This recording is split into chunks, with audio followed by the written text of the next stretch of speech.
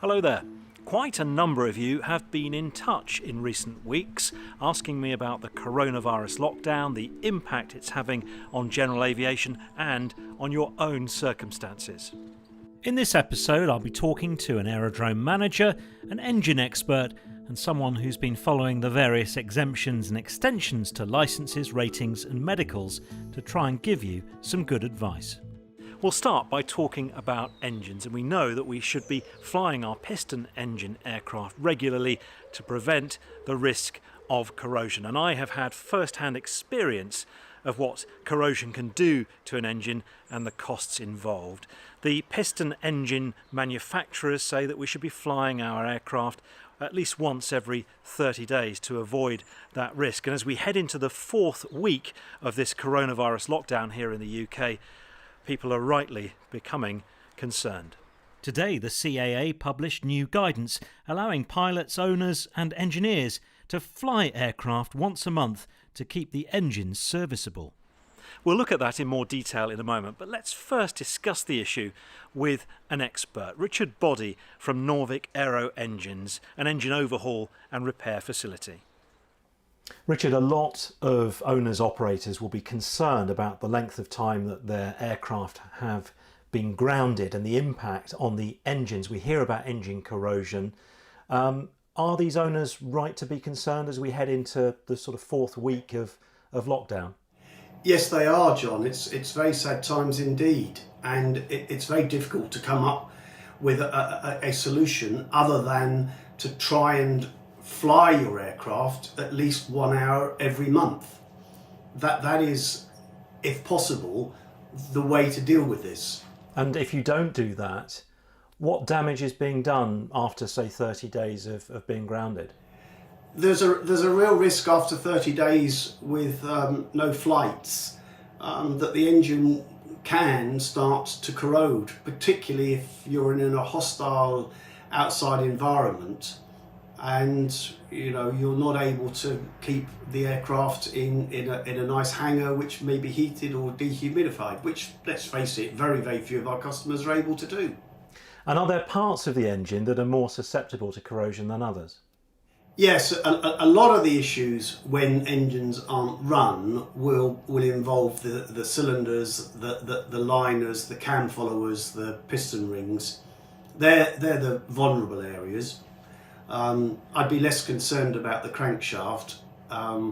If not run for a long period of time, then the camshafts can potentially be at risk. Some people will have their own ideas about how they're going to get through this period, and I've seen some of them, and I've talked to some pilots who've contacted me asking me about this. Starting with one of the ways that people have been thinking about mitigating the risk is to run their engines, to ground run their engines, and I know some aerodromes are allowing pilots and operators to do that, to take their aircraft to the hold and give it a good run, take it up to temperature, and then put it away for another couple of weeks. Is that going to do any good? No, it's probably going to do a lot more harm than good.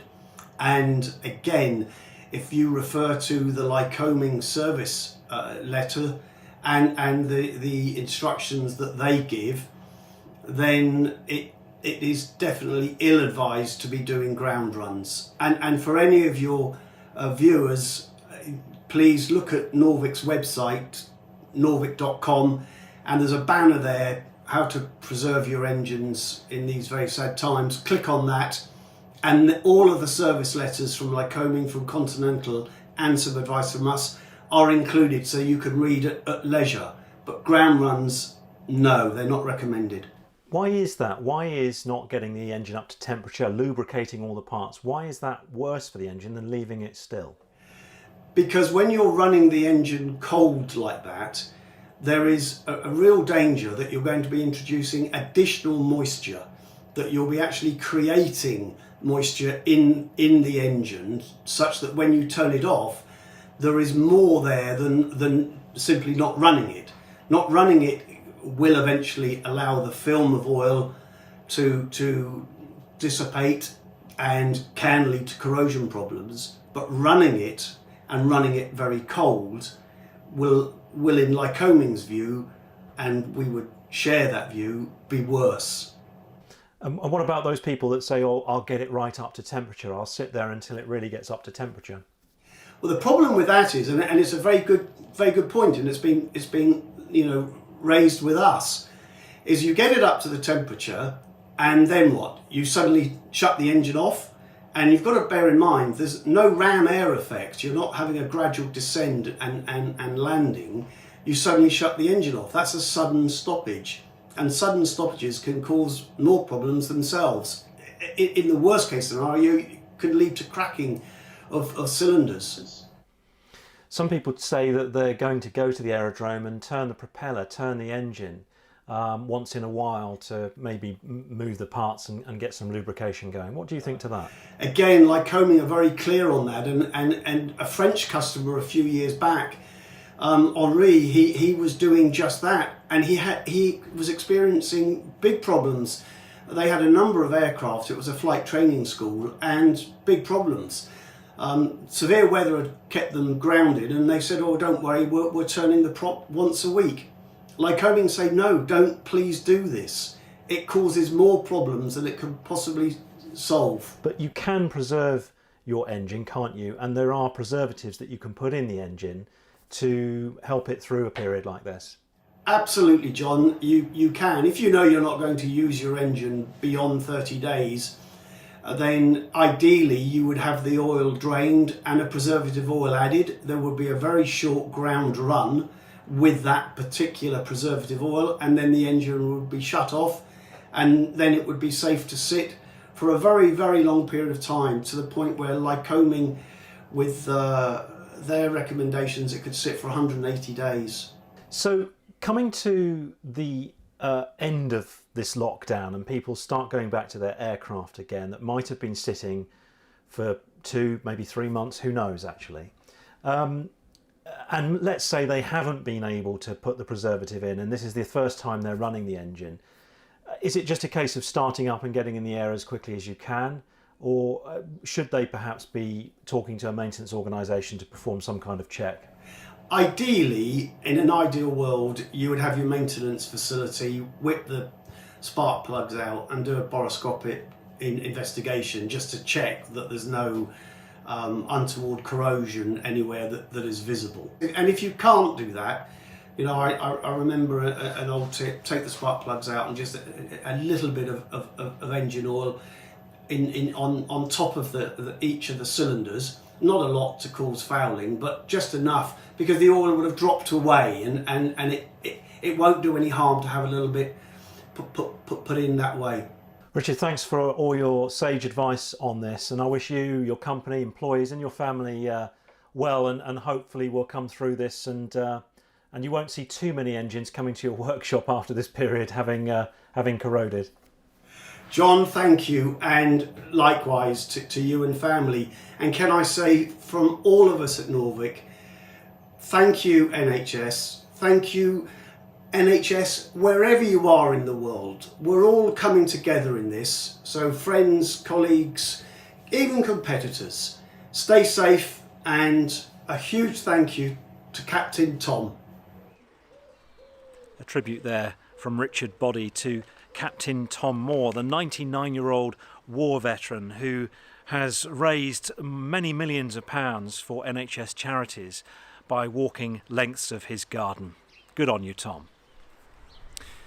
As I've been making this film, the CAA has published new guidance, and in it says that ferry flights for essential maintenance are permitted. It also says that engine health checks are allowed. Every 4 weeks you can fly your aeroplane for up to 30 minutes, or as recommended by your engine manufacturer, to prevent corrosion. Aircraft should remain in the circuit where possible and must definitely not stray further than 10 nautical miles from the aerodrome of departure. This has surely got to help people who are worried about corrosion to their engines. If you subscribe to Skywise or log on to the CAA website, you can read the full guidance.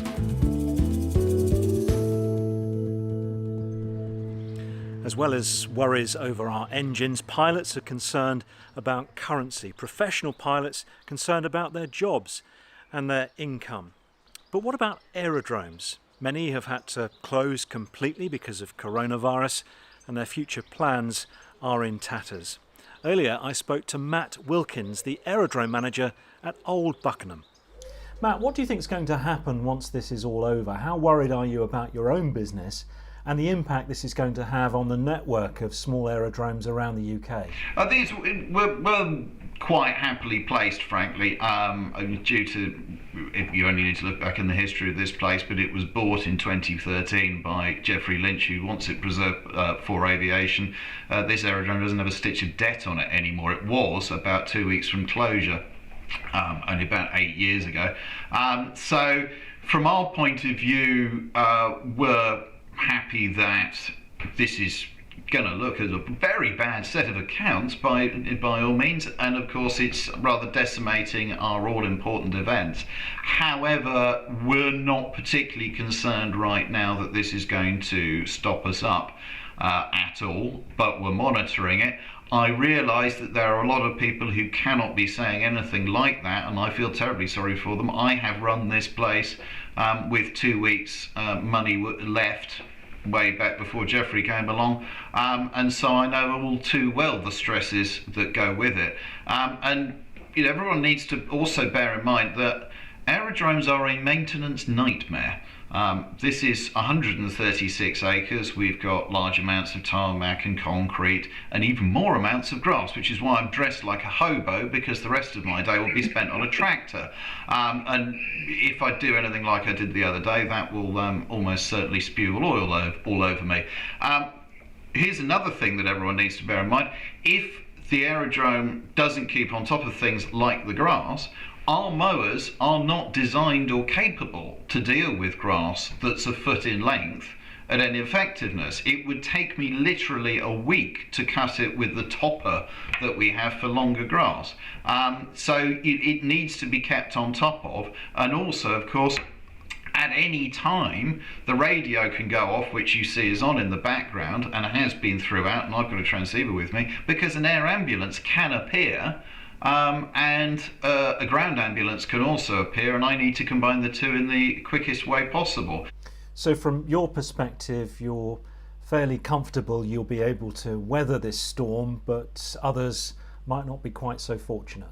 Well, we're in an extremely fortunate position, and perhaps a unique one as well. I mean, don't get me wrong, this is pretty disastrous, and at the moment I am constantly and actively looking as to whether our air show, which has been going great guns, run tourism awards, all singing or dancing, that may well be done for the year. I simply don't know yet. If you look at what Germany is saying, that large events are out until the end of August, that certainly puts it in that way. So, you know, that hurts. It means that we will not be able to do the various different things that we wanted to do to improve things. If I wanted a shiny new fuel bowser right now, you forget it. There are undoubtedly going to be other airfields that are in serious trouble, and I just feel incredible sympathy for them, and I can empathise, having been there myself. Matt Wilkins there from Old Buckenham Aerodrome. Well, once this is all over, I'm sure we'll be very keen to get back up in the air again. And aside from issues of currency, confidence, and even, dare I say it, the weather, there's the small problem of legality. For some of us, our ratings and medicals may be set to expire in the coming months. Well, to a certain extent, the CAA has come to our aid, publishing a list of exemptions and extensions to validity periods. But as is often the case with the CAA, the documents that they've used to publish these amendments are almost indecipherable. So much so that a group of parliamentarians has written to the CAA to complain.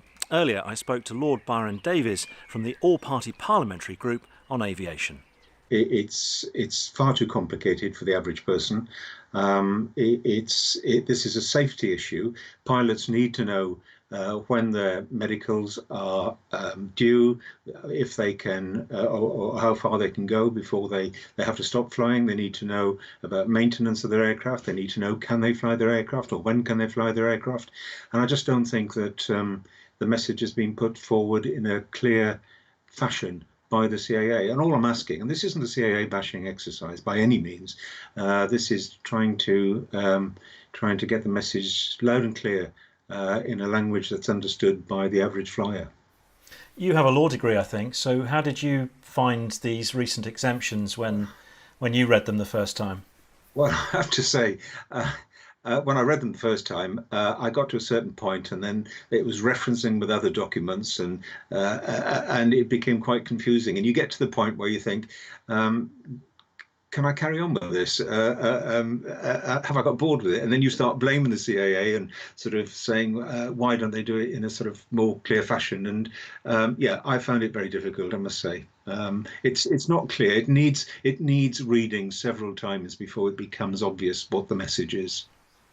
To be fair to the CAA, they brought in these exemptions, starting with the professional licences, I think, first of all, pretty swiftly. And we're only into week 4 of this lockdown, and we already know that we've got some leeway in our licensing regulatory system up until sort of November time. So do you give the CAA any credit for that? Absolutely. They're to be congratulated, actually, on the, and I've said that in the letter, in the opening part of my letter, that they are to be congratulated on the swift response to the COVID-19 issue as far as aviation is concerned.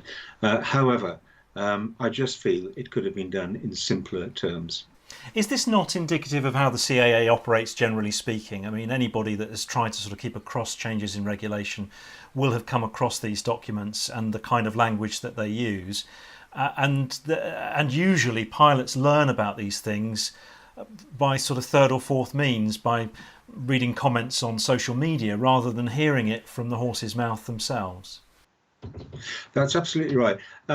What I'd say in response to that, John, is that yes, you have ourselves, you have AOPA, you have the various magazines that are interpreting these rules, but it's not for us to do that.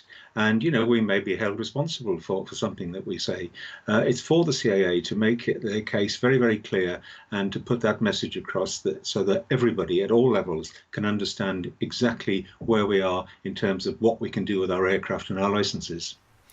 Just thinking more generally about the impact of COVID-19 on GA, not just like GA, but the world of GA more generally speaking. I mean, how worried are you about the impact this is going to have? Very worried, and that's why I've put forward questions to government in terms of how they're looking to protect and support flying clubs, flying schools, instructors, etc. I'm very concerned about the recovery. Only this morning I've been talking to a major airport, as I have done over the last few days actually as well, on a grander scale in terms of larger airports and how they can survive. And I can tell you, without mentioning any particular airport, they are in serious problems at the moment in terms of continuing to employ full staffing. Yes, I mean, when you hear about the sort of major international airports that we have in the UK and they're then pleading for money, and then you think about some of our more grassroots aerodromes who are running from one week to the next usually, and this great season that we could have been having now, they're not getting any income. The flying schools are doing no business and are usually working on very tight margins. This could be catastrophic, couldn't it? It could, absolutely, and that's why we need to keep government on the boil, as it were. We need to keep them alert to the fact that this is part of our infrastructure. This is our national infrastructure, and if we want, as I've kept saying, and the APPG has been pushing since it was formed, the fact that aviation on a larger scale does not have any future unless GA survives, and that's why we need to be looking after not just our pilots, but certainly our instructors and our examiners and our airfields, our small airfields. Lord Byron Davies there from the All-Party Parliamentary Group on Aviation. Now, I did approach the Civil Aviation Authority asking them to appear in this report, but they haven't obliged. So to help us understand what all of these exemptions and extensions mean, I've called upon somewhat of an expert in this field, Irv Lee, a flight examiner who loves nothing more than deciphering CAA gobbledygook. Now, one of the biggest concerns for people, Irv, will be that their ratings will expire. They won't have had the time to have their 1 hour with an instructor, or they might not have enough hours to complete the revalidation process. Looking at the NPPL, looking at the UK PPL and the EASA PPL, what do these new exemptions mean for people? Yeah, well, first of all, you're absolutely right. I mean, if you think back to the weather in autumn and winter last year, there've been lots of people haven't got the hours they normally do over winter.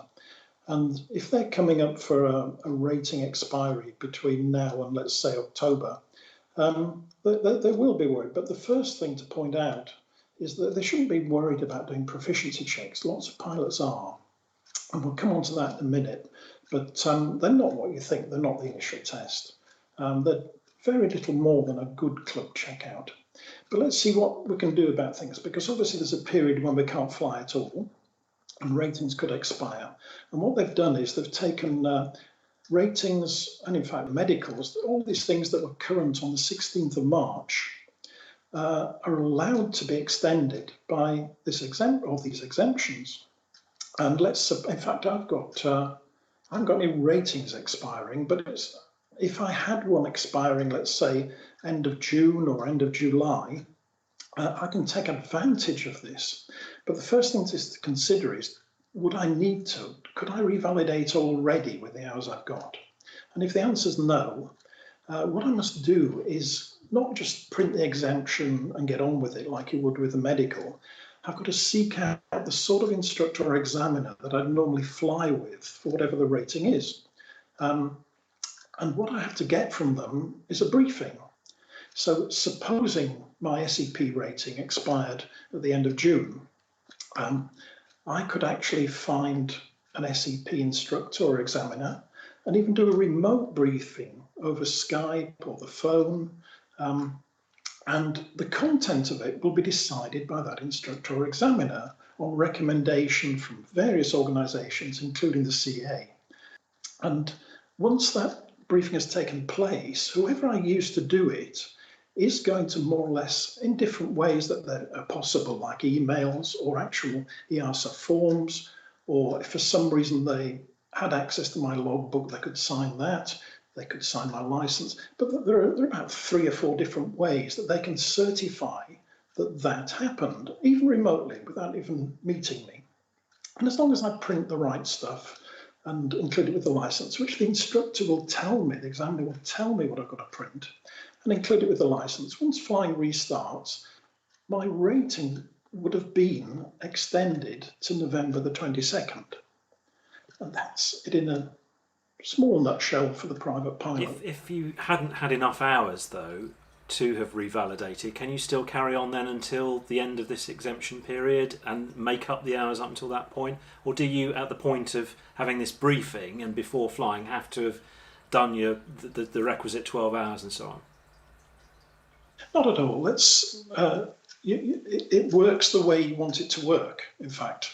What you said about the rating is extended to November the 22nd. So from whenever flying restarts, I have until November the 22nd to build hours.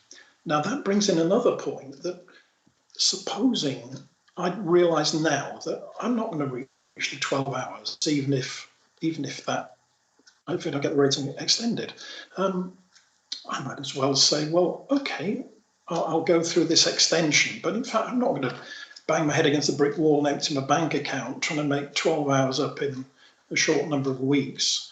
I'll do a proficiency check. The other thing the renters have to think about is that when they go back to their clubs, clearly the club is going to want a fairly thorough club checkout. Now, what many pilots don't realise is that is almost a proficiency check. So if your club says to you, come on, we've got to do a thorough club checkout, why not make a proficiency check with an examiner? And then things are solved for another 2 years anyway. Irv and I spoke about this for almost an hour in fact. And if you want to see more of our discussion, including what this means for lapel holders and for those of you worried about your medicals, you can watch our full discussion if you go to my website. The link is up here, I think. Click there and you can see more. Irv also publishes regular updates for how things change in the regulatory world, medical world. Go to his website for details about that. Aeroplane.co.uk publishes a regular newsletter there that is updated very frequently. And he is a PPL mentor, and I know that aerodromes and pilots are already booking him to try and help them refresh their skills and knowledge for when we come out of this coronavirus lockdown. In my next video, out later this week, I'll fly to Norwich from Redhill, my last trip in the aeroplane before the government imposed restrictions. Thanks for watching. Please subscribe to my channel and turn notifications on. Until next time, cheerio.